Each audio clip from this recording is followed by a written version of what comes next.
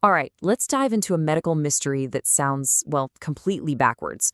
We're talking about a really strange and severe illness that's popping up in emergency rooms, and it's hitting long-term cannabis users in a way that nobody, and I mean nobody, ever saw coming. So here's the central question, and it is a real head-scratcher. For decades, right, cannabis has been the go-to for its anti-nausea properties.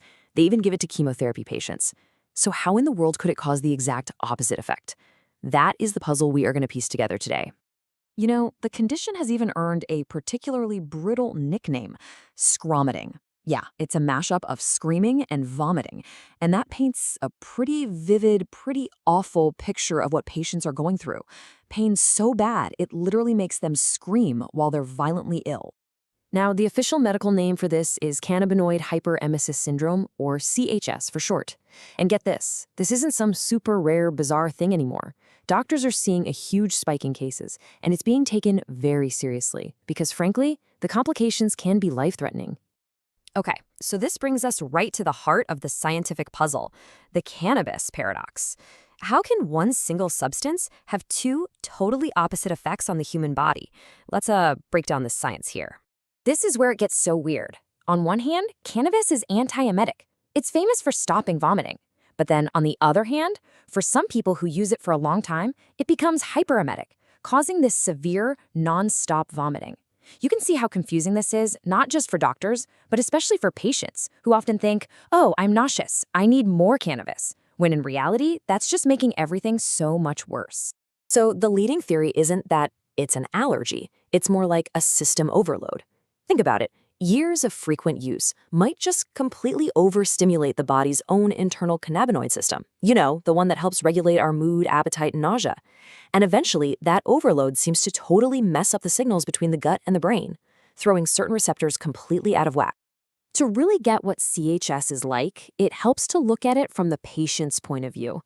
I mean, this isn't something that just happens overnight. It's more of a slow burn, a journey that seems to unfold in three very distinct stages.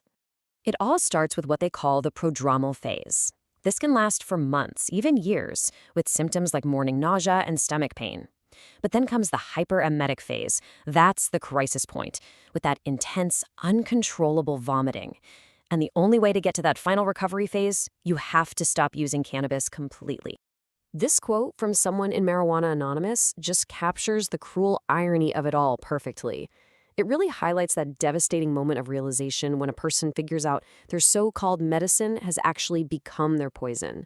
They're using more and more to fight the nausea without knowing they're just fueling the fire. During that acute hyperemetic phase, the symptoms are just relentless. I mean, we're talking about vomiting multiple times an hour, crippling stomach pain, and a total inability to keep any food down. But there's one more symptom on this list that's a huge clue for doctors. This really strange, compulsive need to take hot showers. Which, of course, leads to the next piece of this medical puzzle. Why on earth do scalding hot showers provide the only comfort for people who are in the middle of a CHS episode? It sounds so bizarre, but it's a nearly universal experience for people who suffer from this. The theory has to do with these special receptors in our body called TRPV1. You can kind of think of them as thermostats that also react to the heat from things like chili peppers. Scientists believe that long-term cannabis use messes with these receptors. So the intense heat from a hot shower seems to overwhelm them, basically hitting a reset button and silencing those faulty nausea signals between the gut and the brain, at least for a little while. But here's the thing, CHS was practically unheard of just a few decades ago. So why is it becoming so common now? Well, it looks like a perfect storm of different factors is to blame. First off, potency. In the 1990s, the average THC content in cannabis was hanging around 4%. Today, it's often closer to 20%, and some concentrates can hit 70% or even higher. That massive increase means the body's system is just getting slammed with a much bigger dose, which might be speeding up how fast CHS develops. And this is having a real-world impact, especially on younger people. One study found over 4,500 documented ER visits for CHS just among adolescents in a 7-year span. That really shows you how wider availability and higher potency are affecting a new generation whose bodies are still developing. The trend lines are pretty clear. As legalization makes cannabis easier to get and growers make it more potent, ER visits for CHS just keep climbing. And researchers also saw a big spike during the COVID-19 pandemic, which they think might be linked to more people using it during lockdowns. So after all the tests, all the ER visits, and all that confusion, what's the treatment? Well, the answer is often the very last thing a patient wants to hear. The only known way to permanently cure cannabinoid hyperemesis syndrome is to completely stop using cannabis. There's no pill, no surgery, no other therapy that works. It's a simple answer, but for a lot of people, it's an incredibly difficult one. Now, the good news is recovery is absolutely possible. Symptoms usually start to fade within a few days of quitting and can be gone completely in a few months.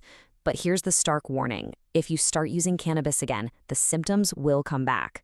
For anyone who struggles to quit, support groups and therapy can be a really crucial part of that journey. And this is exactly why awareness is so important.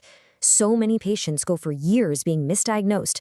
Doctors think it's cyclic vomiting syndrome or food poisoning or gastritis. They go through endless, expensive tests, all while the real cause is being missed, just because the symptoms seem so completely paradoxical. This leaves us with one last pretty important question. CHS is a huge wake-up call that our understanding of cannabis is still evolving. As the plant gets stronger and becomes a bigger part of our society, what other unexpected paradoxes are just waiting out there to be discovered? It's a crucial reminder that when it comes to cannabis, there's still so much we just don't know.